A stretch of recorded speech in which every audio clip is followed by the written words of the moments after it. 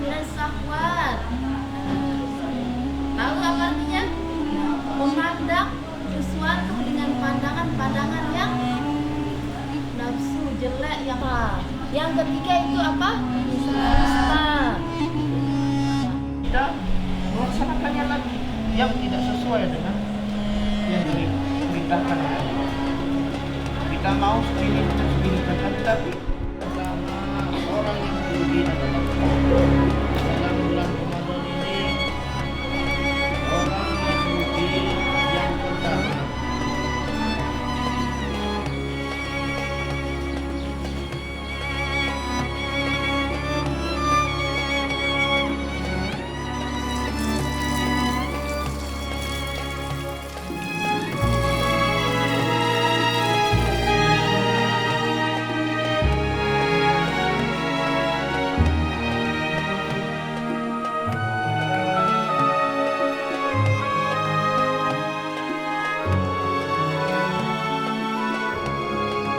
Pesantren Al-Huro ini kami dirikan, khususnya saya dirikan di Tenggarong ini adalah dari sebuah kerisauan, ya, kerisauan terhadap pergeseran nilai-nilai pendidikan yang ada di anak dunia remaja, khususnya dunia pendidikan.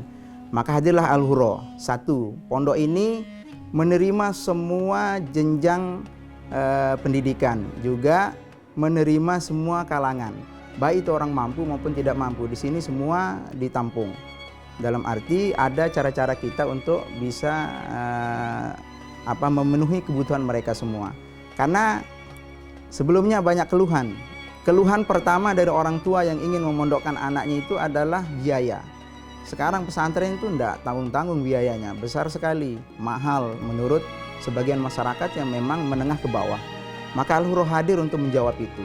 Jadi jangan sampai ada warga, khususnya di Kutai Kertanegara, ingin mondokkan anaknya, tapi karena asbab alasan biaya yang tidak ada, maka mereka urungkan niat itu. Tidak seperti itu di Al-Huro. Jadi semua level masyarakat itu bisa masuk di sini. Nah, maka di sini mengambil konsep kalau pembiayaan itu konsepnya adalah sesuai kemampuan. Jadi nanti orang tua itu diwawancara, lalu kemudian ditanya berapa kemampuan dia untuk bisa berpartisipasi dalam hal pembiayaan makanan dan lain sebagainya di pesantren. Jadi mereka benar-benar sesuai kemampuan orang tua itu. Kemudian terkait tentang konsep pendidikan di sini. Konsep pendidikan di sini menggunakan kurikulum terintegral. Jadi penyatuan antara kurikulum nasional dengan kurikulum kepesantrenan. Nah, dengan di situ ditambah dengan santri berdaya. Jadi program santri berdaya ini adalah kita lihat potensi santri itu di mana. Kalau dia misalnya potensinya suka main bola, maka kita akan giring mereka supaya menjadi pemain bola yang memang betul-betul ulung gitu. Begitu juga dengan ketika dia suka bertani, maka kita akan menyediakan wadah untuk mereka praktik bagaimana bertani yang benar. Dan lain sebagainya. Di sini banyak sekali life skill, khususnya potensi-potensi anak yang kita kembangkan. Ada pertaniannya, ada peternakannya, ada perikanannya, kemudian perkebunannya juga ada yang anak-anak perempuan banyak yang suka tata boga, rias dan lain sebagainya. Itu kita latih mereka dan kita tidak tanggung-tanggung mendatangkan pelatih untuk terkait permasalahan itu.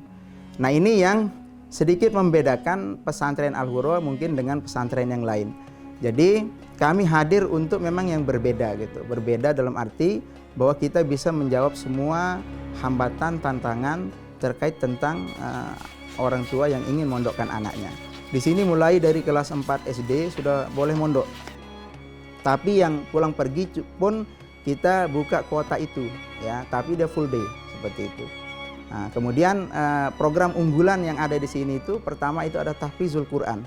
Jadi langkah terbesarnya untuk mencapai itu adalah dengan proses karantina. Jadi anak-anak itu dikarantina yang betul-betul ingin menjadi hafiz-hafizah, maka dia ada sistem karantina. Lalu kemudian target keduanya adalah anak-anak ini dicetak untuk menjadi ulama, kalau yang menjadi ulama ya. Jadi dia betul-betul harus bisa baca kitab kuning dan lain sebagainya. Nah, kemudian bahasa di sini kita tekankan untuk menggunakan bahasa Arab dan bahasa Inggris.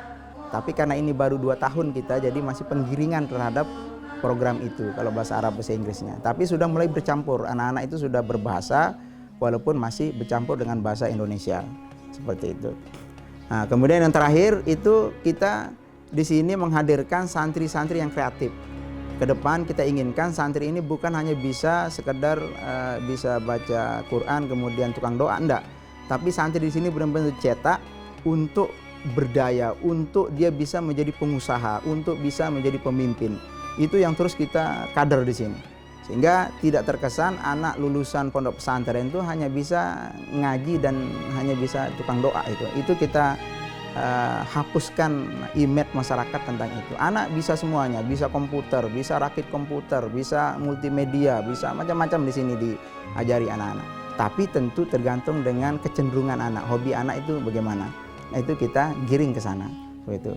Nah, tapi tetap wajib ibaratnya ke dalam hal keagamaan mereka harus hafal misalnya juz 30 itu wajib semua santri. Nah, tapi kalau yang ngambil program takhusus untuk tahfizul Quran maka dia wajib menghafal 30 juz gitu. Jadi sesuai dengan apa yang mereka ambil di sini, ada jurusannya gitu.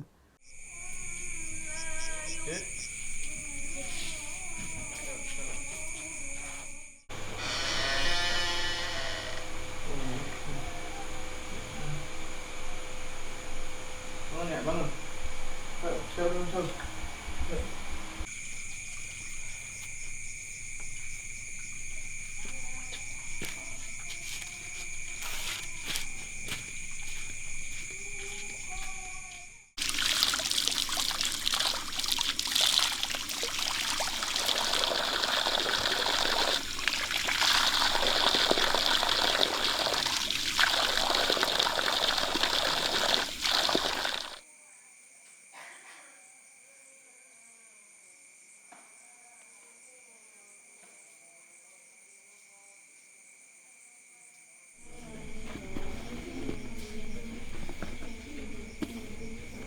Untuk persiapan di bulan suci Ramadan ini sebenarnya tidak terlalu banyak yang kita persiapkan karena ini adalah program rutin. Jadi hanya penambahan perubahan materi saja karena lebih ke bagaimana fadilah-fadilah daripada bulan suci Ramadan. Kalau kegiatan santri dari malam sampai pagi dan sampai sore itu sudah rutin dilakukan oleh santri seperti biasanya. Nah, termasuk daripada apel dan lain sebagainya, kemudian pembelajaran itu sama seperti biasa. Jadi untuk di awal bulan suci Ramadan ini tidak terlalu banyak kita persiapkan. Anak-anak juga sudah terbiasa puasa, jadi mereka nggak kaget gitu. Termasuk makanan lain sebagainya itu sudah biasa. Mereka sebelum puasa itu sudah terbiasa puasa sunnah Senin Kamis.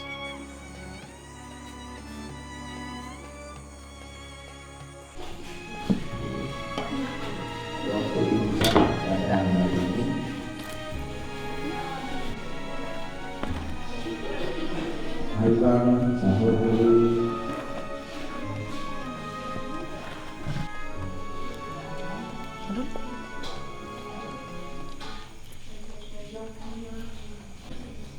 Pakai bahasa Indonesia kayak apa kak?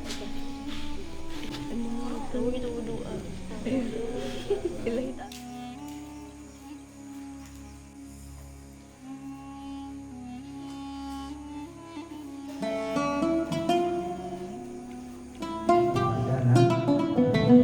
In kuntum tuhibbunallah fattabi'uni yuhibbukumullah wa yaghfir lakum dzunubakum. Konsekuensi kita cinta kepada Nabi, kita ikuti cara-cara beliau. Ya, maka kita akan dicinta oleh Allah. Kalau Allah sudah cinta kepada kita, maka apapun dosa yang sudah kita lakukan, sebesar apapun mau sebanyak isi langit dan bumi dosa kita, tapi Rahman dan Rahimnya Allah itu lebih luas daripada itu semua.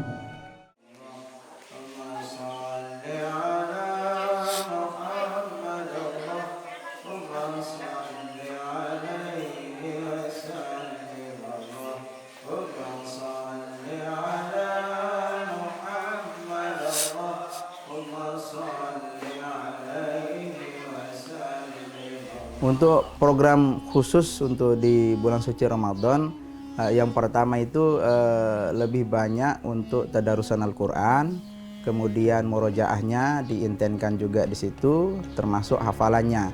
Kemudian yang lebih sering kami lakukan di bulan Ramadan itu adalah ada kultum Ramadan secara multimedia. Jadi anak-anak nanti itu diwajibkan semuanya sebelum libur itu ada video 7 menit, dari 5 menit sampai 7 menit itu mereka masing-masing kultum, dan itu ditayangkan di Al-Hurra TV, di fanpage Facebooknya maupun YouTube-nya.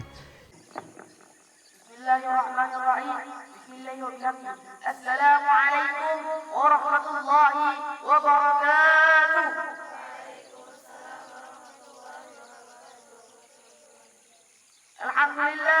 Alhamdulillahi rabbil alamin. Wa bihi nasta'inu ala umuri dunya waddin.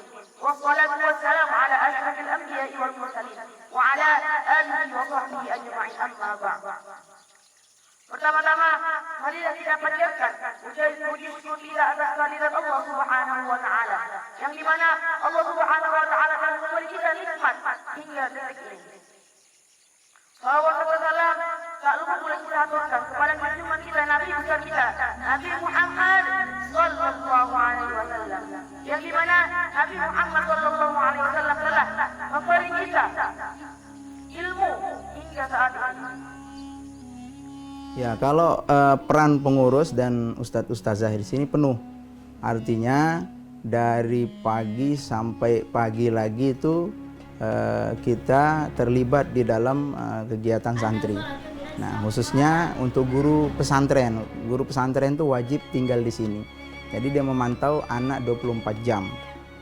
Kemudian pengurus itu memantau jalannya kegiatan. Jadi terus memantau, mengevaluasi sehingga benar-benar program itu berjalan. Banyak program yang hanya tertulis di kertas. Nah, itu kita nggak mau seperti itu. Di sini benar-benar program itu apa yang tertulis di brosur dan lain sebagainya itu benar-benar kita jalankan seperti itu. Nah, maka di sini banyak sekali kegiatan, program, life skill dan lain-lainnya itu terus berjalan. Karena kita pantau, pengurus memantau itu, guru membina tentang itu. Jadi yang di mana kolam itu ada yang jaga? Di kolam sebelumnya ada yang jaga 2 orang. Nah, karena saya off kan, jadi sementara ini tidak ada yang jaga, tapi masih terawat gitu. Santri setiap sore ngantar makanan ikan, kasih makan ikan, ada ayam juga. Jadi sisa-sisa makan santri itu, limbahnya itu dilempar ke kebun untuk makan ayam kampung. Jadi santri itu kesini itu setiap Sabtu Minggu. Jadi ada program santri yang life skill agro. Jadi dia khusus ada sekitar 10-an orang itu yang memang hobinya ke kebun. Kayak ini sekali goreng itu setengah karung. Ini sumber pakan untuk santri. Jadi kalau ikan kita ngambilnya itu. Oh, tuh lihat kepalanya tuh. Itu kalau kita terjun lah habis kita dia. Jangan ikan pelet manusia aja dimakan nih kalau kita terjun. Habis kita disosor kan.